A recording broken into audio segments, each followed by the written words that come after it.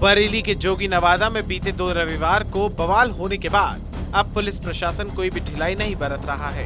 जहां बीती 30 जुलाई को 2 समुदायों के बीच जमकर बवाल हुआ था, उस दौरान कांवड़ियों पर लाठीचार्ज भी किया गया था, जिसके बाद बरेली के एसएसपी प्रभाकर चौधरी का ट्रांसफर तक हो गया।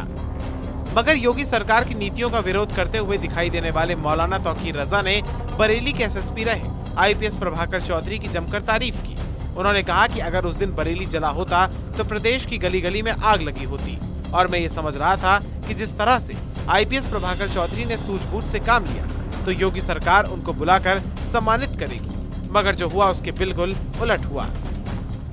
योगी आदित्यनाथ ने जिसने बरेली को जलने से बचाया,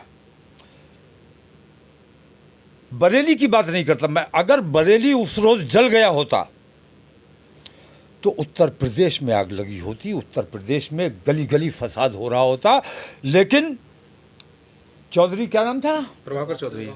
प्रभाकर चौधरी और हमारे यहाँ के डीएम शिवकांत द्विवेदी जी, इन लोगों ने जिस सूझबूझ से काम लिया, बरेली को जलने से बचाया, बल्कि उत्तर प्रदेश को जलने से बचाया, तो मैं ये समझ रहा था कि योगी आदित्यनाथ इन दोनों को बुलाकर इनका विशेष सम्मान करेंगे। लेकिन इसके उलट हुआ। जिन्होंने दंगा होने से बचाया, जिन्होंने आग लगने से बचाया, उनको पनिशमेंट देने का मतलब यह है कि आप दंगा चाहते हो, फसाद चाहते हो, आप अमन और शांति नहीं चाहते।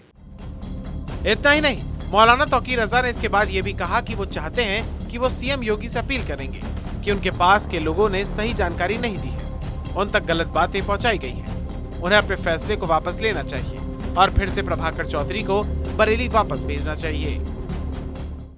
आपको आपके लोगों ने गलत जो हक़ाइक़ हैं उनसे आगाह नहीं किया, ज़मीनी हकीकत से आपको नहीं आगाह किया, आपको गलत बातें आप तक पहुंचाई गई।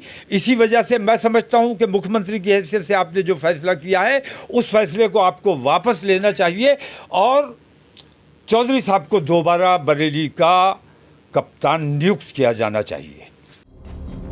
बीते 8 साल में 15 जिलों की कमान संभाल चुके प्रभाकर चौधरी का 18 बार तबादला किया गया है, जिससे लेकर उनके पिता की तरफ से भी प्रतिक्रिया सामने आई थी और उन्होंने आईपीएस प्रभाकर चौधरी के ट्रांसफर पर नाराजगी जाहिर की।